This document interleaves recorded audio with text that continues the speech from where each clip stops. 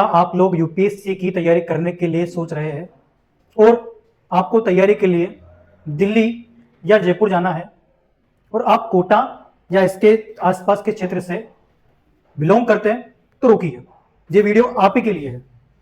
हम कोटा में एक ऐसा प्लेटफॉर्म लेके आए हैं जिसके माध्यम से आप दिल्ली या जयपुर जैसे बड़े इंस्टीट्यूट में जिस तरह तैयारी करवाई जाती है वैसी ही तैयारी आपको यहाँ करवाई जाएगी।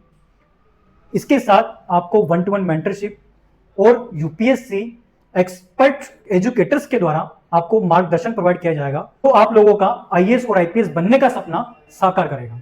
हमारे यहाँ पे ऑनलाइन और ऑफलाइन के माध्यम से यूपीएससी की संपूर्ण तैयारी करवाई जाती है, जहां ऑफलाइन बैच उन्नति आईएएस हब कोटा केशवपुरा में स्टार्ट हो चुका है 2 जनवरी 2026 से।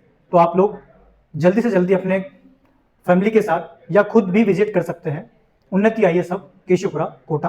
Thank you.